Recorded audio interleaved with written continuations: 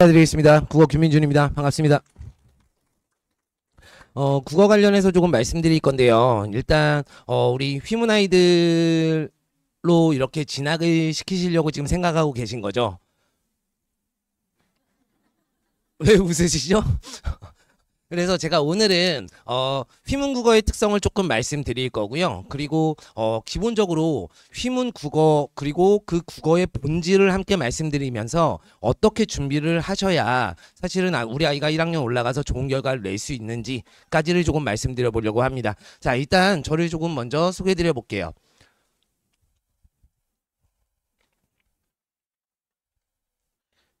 네, 저는 김민준이고요. 현재 마이맥에서 인간 강사로 수업 진행하고 있고요. 수능 수업하고 있고요. 그리고 올해부터는 교과서 바뀌면서 아이들이 내신도 조금 찍어달라는 니즈가 있어서요.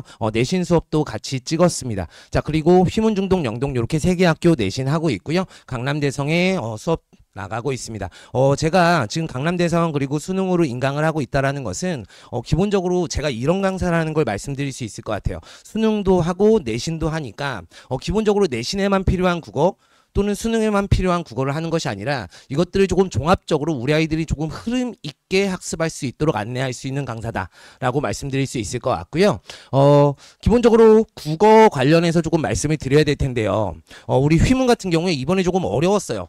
지금 딱 추석 끝나고 나서 우리 아이들 이제 성적표가 나오는 즈음이거든요. 네, 성적표가 나오는 즈음이거든요. 그래서 사실은 저도 굉장히 예민합니다. 우리 내신을 수업하시는 강사들은요, 기본적으로 아이들의 결과가 그때그때 나오기 때문에 그때마다의 결과에 굉장히 예민하고 또 아이들의 마음이 굉장히 많이 와닿습니다. 특히나 제가 가장 마음 아파하는 등급의 아이들이 어느 등급의 아이들이냐면 2등급 초반대의 아이들이에요. 제가요, 조금 있다가 등급에 따라서 아이들이 어떻게 공부하는지를 조금 말씀을 드릴 건데요. 2등급 초반대 아이들은요, 정말 1등급 아이들하고 별로 차이 없이 어쩌면 전교 1등 아이랑 거의 똑같이 공부합니다. 그런데요, 이 아이들이요, 2등급에서 1등급이 올라가는 게 굉장히 어려워요.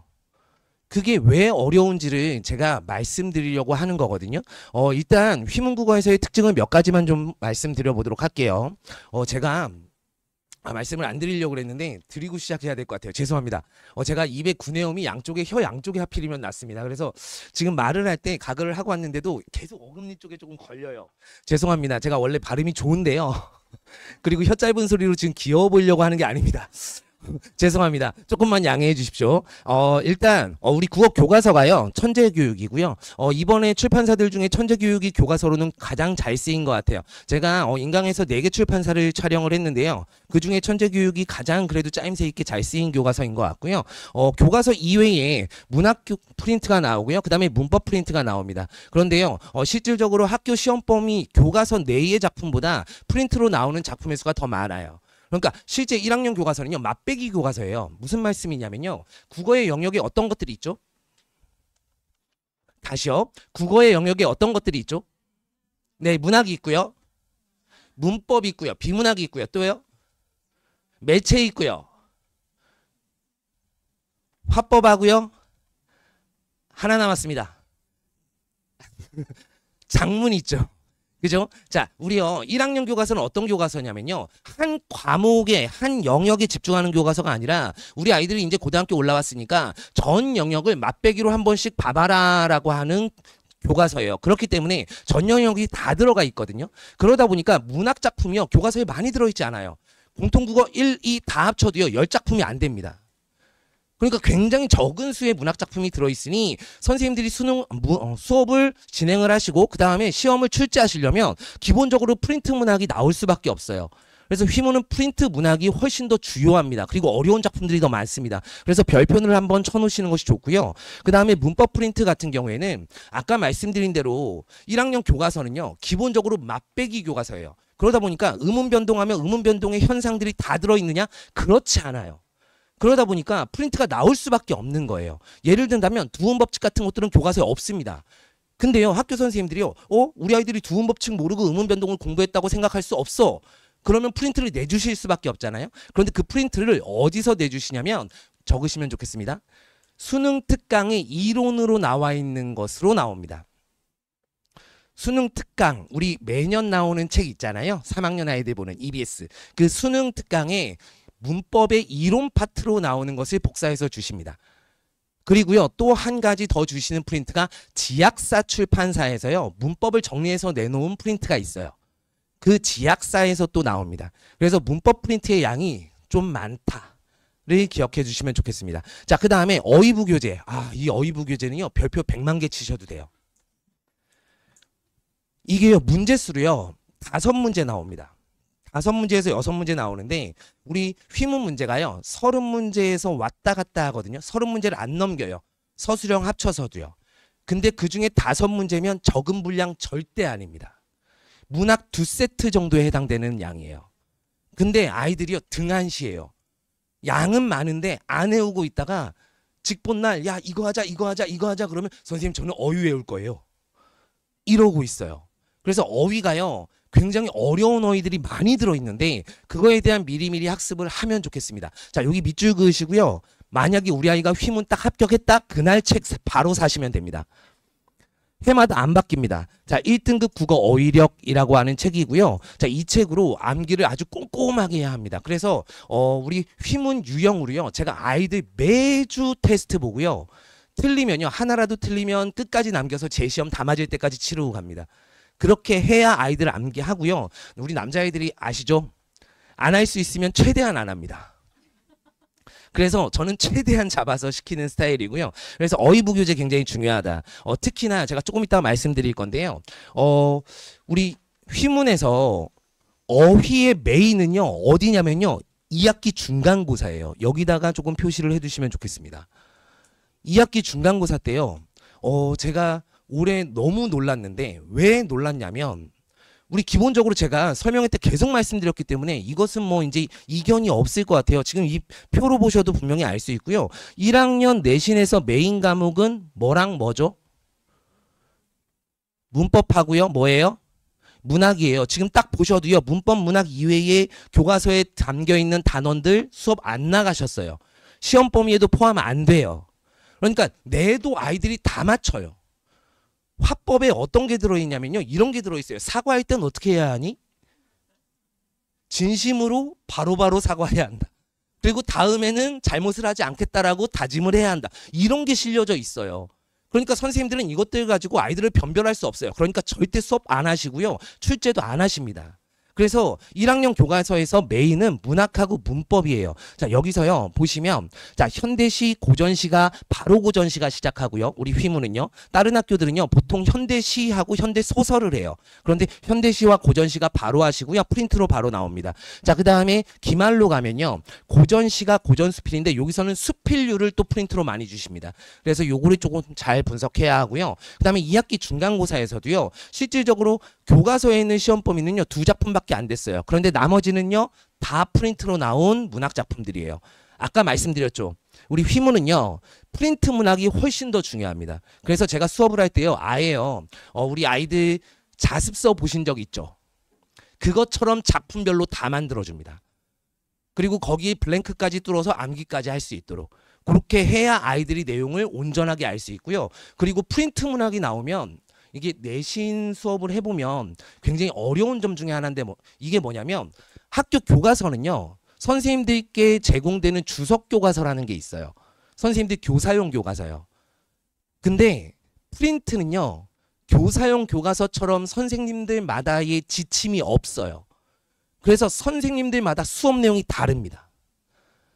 그러니까 자의적 해석이 굉장히 많이 들어있어요. 반마다. 그래서 제가 수업을 대비할 때 어떻게 대비하냐면 반별로 아이들 프린트를 필기를 다 걷습니다. 그래서 이 거둔 필기를 다시 종합해서 자료로 만들어서 다시 나누어 줍니다. 그리고 그것을 반영해서 수업을 하고요. 그리고 선생님들마다의 말씀에 상충이 있으면 그것을 다시 질문시켜서 조정시킵니다. 그게 이제 제 역할 중에 하나고요. 기본적으로 선생님들마다의 말씀도 또 다를 때 굉장히 조심해야 돼요. 아이들한테 질문을 시킬 때도 선생님 이거 아니라는데요? 해버리면 선생님들 벌써 화나세요. 딴 반은 저거라는데요? 그러면 벌써 화나세요. 그러면 이제 선생님들끼리 또 싸우시기도 해요. 이게 맞다 저게 맞다. 그래서 굉장히 조심스럽게 선생님 이건 혹시 아닐까요? 라고 하면서 조심스럽게 여쭤봐라 이렇게 여쭙는 방법까지도 다 얘기를 해주거든요. 그러면 이제 선생님들끼리 상의하셔서 다시 공지를 주세요. 그러니까 그걸 반영해서 이제 다시 알려줘요. 사실은 제가 학교에 저도 10년 있었습니다. 저도 강남 자사고에 있었고요. 그리고 이제 학원 나온 지 10년 차인데, 가르치는 사람으로서의 자존심이 굉장히 저는 센 편이거든요. 저를 만나는 학원들의 원장님들은 다 저보고 이제 공부 좀 그만하라고 해요. 학부모님들께 전화를 해라, 그 시간에. 이렇게 하거든요. 근데 저는 공부를 하는 게 굉장히 좋은 강사예요. 왜 그러냐면 가르치는 사람으로서의 어떤 프라이드가 없으면 아이들한테 잘 먹히지 않아요. 제가 수업 시간에 날고 뛰어야 아이들이 확 저한테 붙거든요. 그러면 수업이 너무나 재밌고 잘 되고 아이들도 재밌어요. 근데 그렇지 않으면 제가 딱 나갔을 때 그런 날이 있거든요. 아, 오늘은 수업 못했다. 그러면 저는 밤에요, 이불킥을 날려요. 그럼 잠을 못 자고 새벽에 그냥 연구실로 바로 나옵니다. 그러니까 그런 욕심이 있는 강사거든요. 근데요, 내신은요, 이래야 합니다. 어때야 하냐면 학교 선생님이 동그라미를 네모라고 하면 네모라고 쓸 수 있어야 돼요. 학교 선생님이 네모라고 했는데 동그라미가 맞잖아요 라고 우겨도 선생님이 아니라고 하면 그만이에요. 저도 그랬고요. 그렇기 때문에 우리 내신 수업은요, 철저하게 학교 선생님께 맞춰서 수업을 해야 돼요. 그걸로 다시 정리를 해줘야 되고요. 그래서 제가 내신 수업할 때는 기본적으로 그렇다라는 거 생각해 주시면 되고요. 여기에 2학기 중간고사 때 여기에 한번 표시를 해봐 주시겠어요? 이게요, 왜 제가 중요하다고 말씀을 드리냐면 작년까지는요, 휘문에서 2학기 중간고사 때 한글 맞춤법을 하셨어요. 근데 이 어휘부교재에 요 중간고사 때 작년 시험 범위가 요 한글 맞춤법 부분이었는데, 이 한글 맞춤법이요, 적게 들어있지 않고요, 전체 조항이 다 들어있습니다. 문제로만. 요 책에는. 그러니까 아이들이 문제를 풀 수가 없어요, 아예. 근데 이번에 시험 범위는 한글 맞춤법이 기말로 미뤄졌어요. 근데 어휘부교재 범위는 작년 걸 그대로 넣으신 거예요. 그래서 이번에 1등급을 가린 게 요 부분이에요. 그래서 내년에도 만약에 그 루틴을 따라가신다면 분명히 한글 맞춤법 아이들 수업 하나도 안 하시고 전체 조항을, 교과서에 몇 개 조항이 들어있냐면 우리 56개 조항 중에 4개 들어있습니다. 근데 그것도 아이들이 힘들어하거든요. 근데 56개 조항이 여기 다 들어있어요. 그러니까 굉장히 어렵습니다. 제가요, 아이들 아예 1시간씩 계속 추가하면서 보강을 했어요. 따로. 그 정도로 할 정도로 분량이 많은 부분이거든요. 그래서 요건 하나만 적어주실래요? 여름방학 때요, 한글 맞춤법은 미리 해놓는 것이 좋다. 지금 벌써 할 필요는 없고요. 지금은 전체적인 큰 틀의 중요한 문법을 해야 되고요. 중간고사 바로 전에 여름방학 때 한글 맞춤법은 끝내놓고 가는 것이 좋다. 요거는 제가 팁으로 먼저 한번 드리고요. 자, 그 다음에 기말고사 때 문법이 이렇게 몰려 있습니다. 요게 이제 기본적으로 휘문의 범위들이고요. 이제 학교에서 어차피 똑같은 수업을 진행을 하시고 똑같은 범위를 출제하시니까 변별력을 확보하기 위해서 이런 문제 유형들을 조금 사용하시는데요. 강점이 무엇이냐면 요 3가지입니다. 자, 첫 번째. 자, 학교에서 수업하시지 않는 문학을 출제하는 거예요. 당연합니다. 정말 아까 제가 말씀드렸죠. 아이들이요, 정말 죽고 살고 공부해요. 그러니까 부모님들 생각하시기에 우리 학교들 다니실 때, 저도 학교 다닐 때 사실은 하위권 아이들은 정말 열심히 하는 모습이 아니었잖아요. 근데요, 우리 아이들은요, 열심히 하지 않는 모습이 없어요. 그러니까 무슨 얘기냐면요, 실제로 5등급인 아이가 대충 수업을 이렇게 들을 것 같죠? 절대 안 그렇습니다. 5등급인 아이도요, 안 졸아요. 제 수업 시간 조는 애가 없습니다. 눈 반짝반짝하고 다 듣습니다. 이게요, 1번, 2번, 3번, 4번 이렇게 진행되면 마음이 너무 아파요. 이 아이는 정말 열심히 공부하는데, 그러니까 저는 웃음이 사실 잘 안 나와요. 이렇게 열심히 공부하는데, 근데 계속해서 이 아이는 하위권이에요. 열심히 하는데. 그게요, 제가 단적으로 말씀드리면 지금 해야 할 걸 안 하면, 지금 제대로 해야 할 걸 잘못하면 고등학교 올라와서도 열심히 해도 점수가 안 나옵니다. 그게 뭐냐면요, 보세요. 문제 변별을 확보하는 문제에서 알 수 있어요. 첫 번째예요. 학교에서 변별을 하시려면 이렇게 열심히 하는 애들 데리고 등수를 나누려면 가르치지 않은 내용을 내셔야 돼요. 그러니까 시험 범위 내에 어떤 문학 작품이 있으면 그것과 연계한 외부 작품을 출제하시는 거예요. 그러니까 이 외부 작품의 수가 적냐? 결코 적지 않아요. 어떤 때는요, 시험 범위보다 더 많습니다. 그러니까 이 작품을 읽어내지 못하면 결국은 좋은 점수를 맞을 수 없어요. 시험 범위 내 걸 죽고 살고 너무 열심히 해도 그래도 좋은 결과가 나오지 않아요. 이걸요, 작년에 고등학교 보낸 부모님들은 모르셨을까요? 아셨을걸요? 근데 이 기간에 그걸 하지 않아요. 뭐 하냐면 다 문학 개념만 하고 있어요.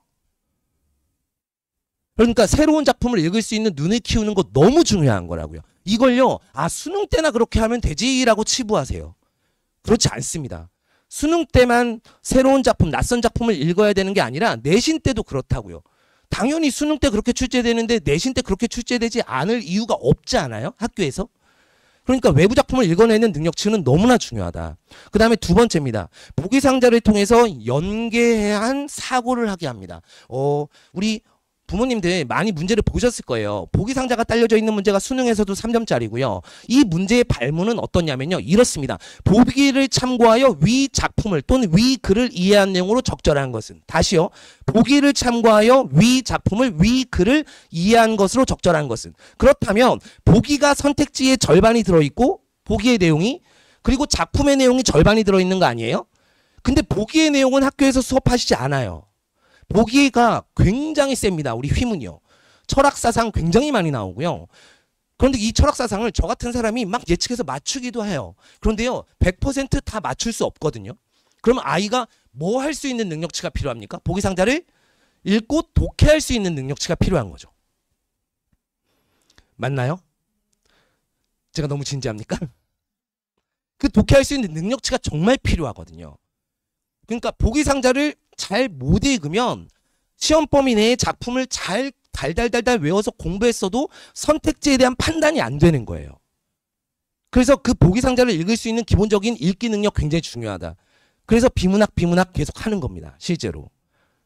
그래서 이 보기상자를 통해서 또 변별하신다 한 가지고요. 자, 그 다음에 세 번째입니다. 요 두 가지는 사실은 여느 학교들에서도 변별력 확보를 위해서 사용하시는 방법 중에 하나예요. 그런데 우리 휘문 특성 중에 하나가, 아마 이따가 졸업생이 와도 아마 그 얘기를 할 겁니다. 휘문 문제가 어려운 이유 중에 하나가 뭐냐면 바로 이 세 번째 때문입니다. 세 줄에서 네 줄 이상 되는 이 선택지로요, 아이들의 그 정오 판단을 굉장히 어렵게 합니다. 내용이요, 선지의 내용이 굉장히 많아요. 그리고 굉장히 어렵습니다. 그래서 아이들이요, 문제 푸는 능력이 필요해요. 선지를 잘라서 정오 판단하는 훈련을 해야 되는데, 그렇지 않으면 저랑 시험 보고 점검하고 할 때 잘 하다가도 긴 선지만 나오면 이거 무슨 말이지 하면서 머릿속에서 섞여서 정답이 잘 안 뽑혀요. 그러면 정답이 두 개인 것처럼 보여요. 그러면 굉장히 괴로운 거죠. 실제로요. 이번 중간고사 때요, 우리 시문에 1등급 컷이 몇 점이었냐면 79점대였습니다. 그러니까 1등급 컷이요, 70점대 후반으로 끊기는 건요, 아이들한테는 거의, 아이들은 그래요. 아이들은 욕을 하는데요. 지옥과 같아요. 보통 국어는요, 어느 정도에서 1등급 컷이 끊기냐면 90점대 초중반에서 다 끊깁니다. 그런데 70점대 후반에서 끊겼다는 건 굉장히 어렵게 출제했다라는 거예요. 그러니까 날고기는 아이들조차도 80점대 초반 이렇게 나오는 아이들이 굉장히 많았다라는 거예요. 그래서 요 긴 선지를 풀이하는 훈련을 조금 해줘야 된다. 그래서 이렇게 분석해서 읽을 수 있어야 되고요. 제가 시험지를 조금만 보여드려 볼게요. 네, 요거 보시면 요런 겁니다. 많이 보셨을 거예요. 자, 보기 1 주고요. 그 다음에 보기 2 이렇게 주면서 외부 작품 내는 거. 이런 것들은 흔한 유형이고요. 우리 휘문에서 자주 볼 수 있고요. 자, 그 다음에 두 번째로 보시면, 자, 보기상자를 통한 연계사고 판단 문제입니다. 그래서 요 보기에 보시면 기본적으로 철학사상이 굉장히 많이 나와요. 그러니까 고사마다 철학자가 나오지 않은 고사가 없을 정도로. 그래서 철학 부분의 작품과 연결된 철학 부분의 내용의 선행학습은 굉장히 중요하다. 그래서 아예요, 제가요, 요거 대비할 때 보기 상자만 따로 써서 줍니다. 이번에 이게 나올 수 있어 하면서. 그래서 보기 상자만 철학자별로 작품별로 쭉 몇 개씩 써가지고 따로 나눠줍니다. 그래서 그 학습까지 합니다. 그러니까 자아란 단어가 나왔다 그러면 자아를 언급한 모든 철학자의 개념을 다 정리해 줍니다. 그렇게 해서 아이들하고 대비를 하고요. 그렇게 하면 맞춰요. 맞추고 나면 희열이 어마무시합니다. 그렇게 해서 아이들하고 대비를 하고요. 자, 그 다음에 세 번째입니다. 포인트 한번 바꿔주실래요? 네. 자, 세 번째 보시면 자, 세네 줄 이상의 선지 이렇게 나옵니다. 실제로요, 얘가 넓어서 그렇지 시험지가 우리 수능 선지로 하면 아마 5줄까지 나올 거예요. 굉장히 긴 선지고요. 이렇게 해서 아이들의 정보 판단을 굉장히 어렵게 하는 경우들이 있습니다. 자, 그리고 네 번째로 아까는 제가 말씀드리지 않았지만 서술형이 굉장히 까탈스럽습니다. 서술형이요, 기본적으로 단답형으로 내셔요. 그러니까 어떤 조건에 따라 진술해서 형식을 어렵게 내시기보다는 기본적으로 정확하게 알면 풀어낼 수 있도록 단답형으로 나오는데 그게 답을 여러 개 써야 돼요.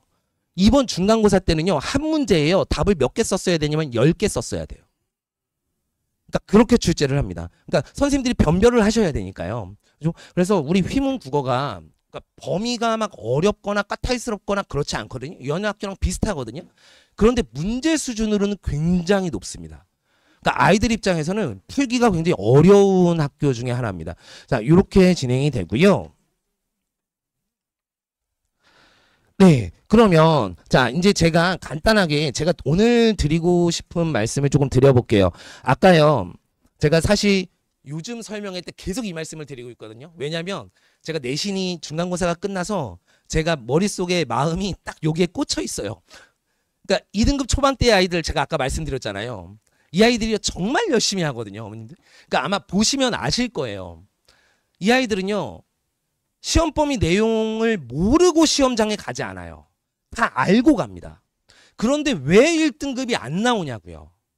아까 말씀드린 거예요. 제가 팁을 드렸죠. 제가 국어 강사이기 때문에 항상 연결을 조금 하거든요. 앞쪽에서요, 문제 유형 중에 첫 번째가 뭐였어요? 무슨 부작품 나오는 거예요? 외부 연계 작품 나오는 거예요. 그 외부 연계 작품을 못 읽어내면요, 이 아이가 시험 범위 내 걸 달달달달 외우고 정말 열심히 공부하고 제가 준 문제를 다 풀고 가도 점수가 안 나와요. 그 작품을 읽을 수가 없으니까. 그래서 그 읽는 훈련을 지금부터 해줘야 된다는 거예요. 이 낯선 문학 작품을 읽는 것이 이게 수능 공부야 라고 치부할 게 아니라 내신 공부야 라고 생각하고 지금부터 해야 한다고요. 근데요, 너무나 안타깝게도 내신 대비 기간엔 제가 그걸 할 수가 없어요. 시험 범위가 이렇게 있고 필수적으로 알아야 하는 것들이 있고 제가 똑같이 수업을 나가야 되는 양이 있는데 낯선 작품을 갖고 와서 또는 아이들 시험 범위 아닌 작품을 갖고 와서 이 작품을 읽는 방법을 전달하기에는 아이들의 집중도도 너무 떨어지고요. 그리고 아이들도 아, 선생님 이거 시험 범위 아니잖아요 라고 하는 경우가 굉장히 많아요. 그러니까 필수적으로 적어도 80점 정도는 맞출 수 있는 그 확실한 내용을 내신 대비 기간에 학습을 한다고요. 6주 내지는 7주를요.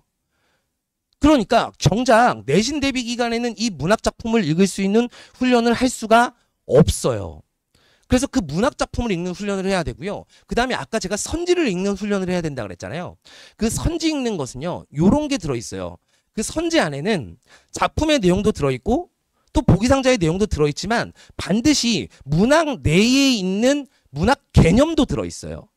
그런데요, 제가 질문 드려볼게요. 올해 첫 설명회 때도 제가 부모님들께 질문 드렸었는데 우리 아이들 문학 개념 완벽합니까? 아니죠. 이 문학 개념이요, 학교에서는요 당연히 중학교 때 다 배웠을 거라고 생각하세요. 그러니까 개념 자체에 대해서는 설명을 안 해주세요. 어떤 것이 직유법이라는 설명하지만 직유법이 무엇이라는 설명해 주시지 않으세요. 무슨 말인지 이해되시나요? 그러니까 결국 시험 범위 내에 만약에 직유법이 있어요. 그런데 연계 작품이 같이 나왔어요. 그런데 선지의 직유법이 두 작품에 쓰였대요. 그러면 새로 보는 작품의 직유법이 어디 있는지 찾을 수 있어야 되겠죠. 우리 아이들이 직유법을 알지만 새로운 작품에선 직유법을 또 찾을 수 없어요. 제가 지금 쉬운 걸로 말씀을 드리는 거예요. 그러니까 어떤 문학 개념을 안다는 건 무엇이냐면 그 개념이 무엇이다, 효과가 무엇이다가 아니라 이 문학 개념이 새로운 작품 어디에 들어있다를 정확한 근거를 잡아서 찾을 수 있어야 돼요. 거기까지 가야 문학 개념을 아는 겁니다. 그런데 대부분의 아이들은요, 여기까지만 공부하죠. 직유법은 뭐다? 구절에 아, 여기 직유법 있네. 직유법 사례 맞네. 은유법 뭐다? 여기까지만 간다고요. 근데 그렇게 되면 2등급 초반이 계속 나오는 거예요. 열심히 공부해도요. 그래서 이렇게 해야 됩니다. 자, 일단 문학에서는요, 낯선 작품을 읽을 수 있는 훈련을 하고요. 그리고 문학 개념에 대해서 정말 실전적으로 적용하고 찾아낼 수 있는 수준까지 가야 합니다. 그래서 제가 지금 사실은 지지난주에 문학 수업을 시작했거든요. 시즌 1에서는 아이들하고 문법하고 비문학을 하고요. 문학 이제 현대시를 막 시작했는데 아이들이요 요런 반응이 지금 나오고 있어요. 내가 여태까지 배우던 문학하고 다른 문학인데요. 제가 절반은 문학 개념을 하고요. 절반은 낯선 작품을 읽으면서 선지 판단하는 훈련을 하고 있거든요. 그러니까 작품을 읽을 때도요. 아주 절대적으로 내가 할 수 있는 필수 분석 요소까지만 분석하는 거예요.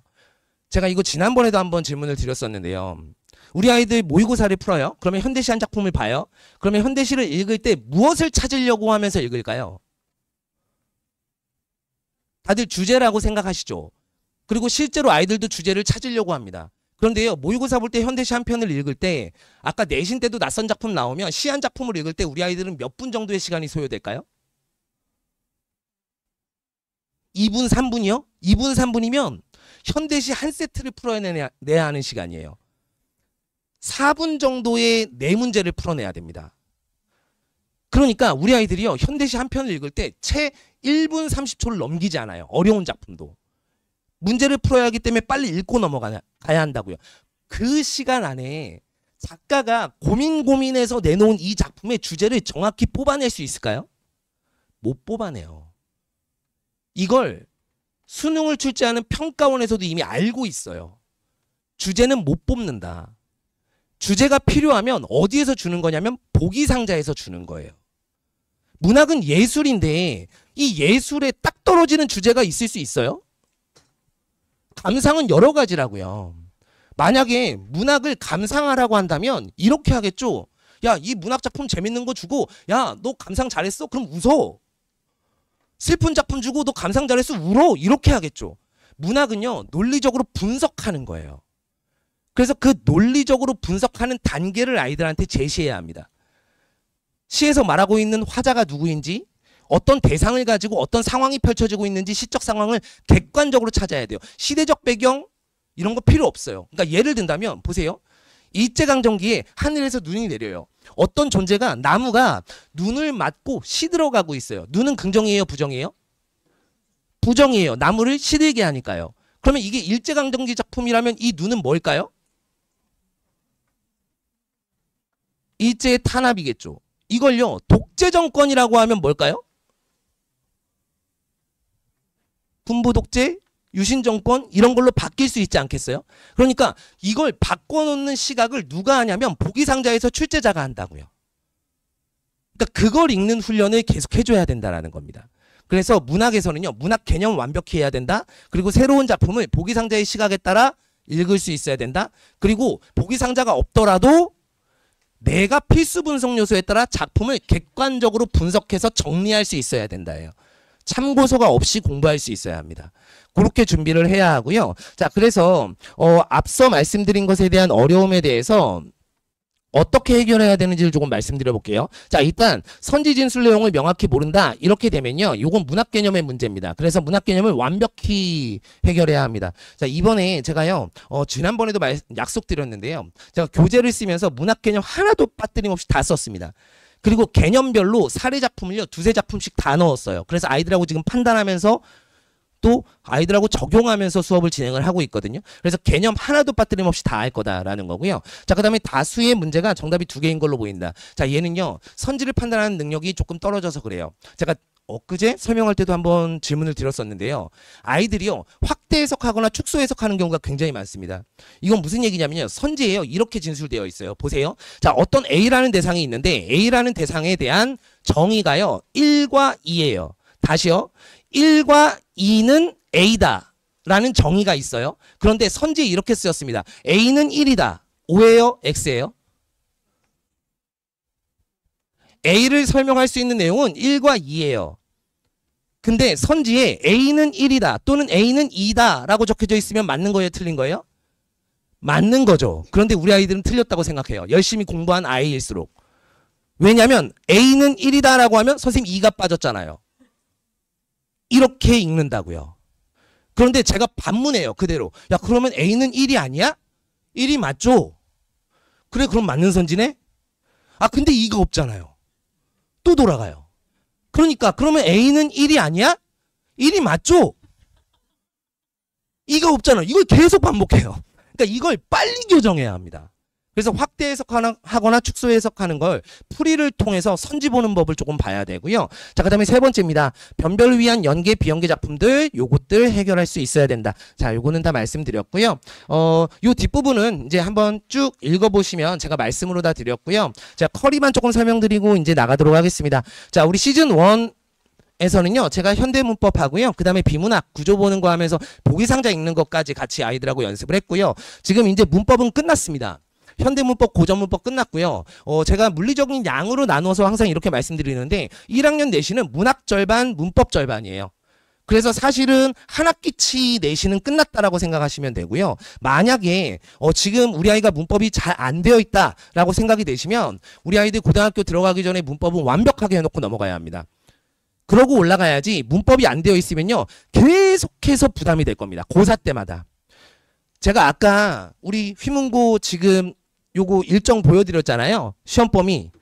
내년에 그대로 안 갑니다. 선생님들 계속 바뀌시고요.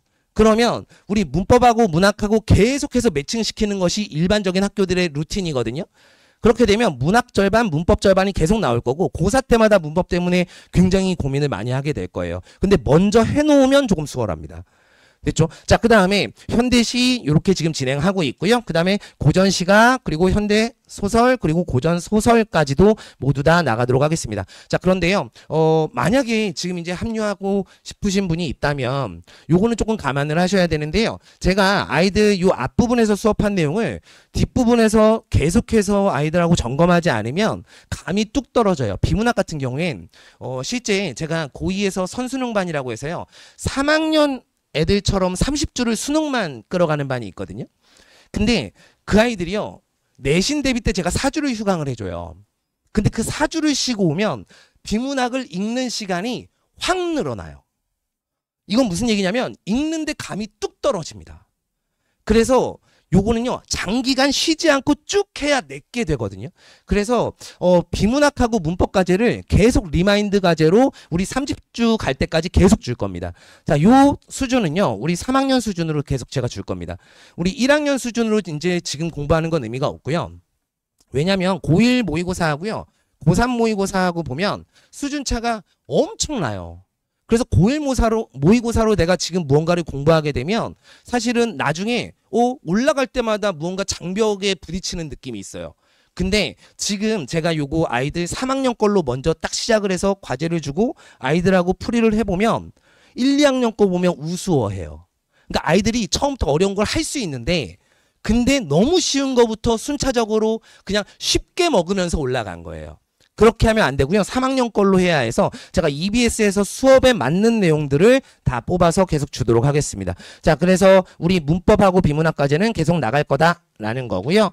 뒤에는 제가 커리 이렇게 안내해 드린 거니까 그냥 쭉 한번 보시면 되겠고요. 자, 수업은 이렇게 진행될 겁니다. 아이들 과제 이렇게 나갈 거고요. 그 다음에 어휘시조 이렇게 테스트 매주 먼저 치르고요. 그 다음에 수업 이렇게 진행하고 마지막에 제가 1시간씩 남겨서 아이들하고 수업 내용 다시 다질 수 있는 클리닉 진행합니다. 교재 라인업이고요. 그 다음에 과제 라인업들 그리고 수업 이렇게 진행하면서 아이들 모의고사 과제 해오면 성적표 이렇게 나간다라는 거고요. 오답 확인 이렇게 해와야 되고요. 그 다음에 어휘하고 시조. 여기서요, 시조는 조금 보셔야 되는데 시조 같은 경우에는요, 아이들이 맨 처음에 읽을 수가 없어요. 그래서 제가 매주 촬영해서 매주 영상으로 보내줍니다. 10작품씩. 그렇게 해서 아이들 시조 공부할 수 있도록. 그래서 우리 외부 작품으로 시조가 굉장히 많이 나오거든요. 그래서 요거 볼 수 있게 할 거고요. 그 다음에 비문학 과제 이렇게 계속 나갈 거다. 그리고 문학 과제 나갈 거다. 이렇게 되고요. 마지막입니다. 제가 수업 끝나고 나면 이렇게 안내 드릴 거예요. 내신 때도 마찬가지로 요 안내는 똑같이 나가는데요. 제가 주차별로 수업 내용 이렇습니다.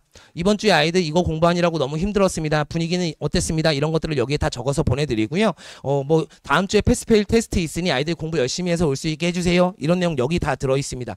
그리고 뒤에 보시면 이렇게 뭐 아이들 테스트 점수라든지 과제 성취도 그리고 모의고사에서 우리 아이의 위치 그리고 누적된 위치 이런 거 볼 수 있게 우리 클래스의 최고점, 평균 그리고 우리 아이의 위치 이런 것들을 누적으로 계속 보실 수 있도록 그래서 우리 아이가 어느 영역이 어떻게 부족한지까지 보실 수 있도록 보내드릴 거고요. 요거는 그래도 당부 한 번만 드릴까요? 제가요 이거 보내드리면 부모님들은요 어디만 보시냐면 여기만 보세요. 우리 아이 등급 어떤가? 이번에 테스트 몇 점인가? 우리 아이 몇 등인가? 요것만 보시는데 요걸 조금 봐주십시오. 제가요 주차별로 안내드리는 게요. 저는 대기 시간을 오래 써서 길게 써서 드리거든요.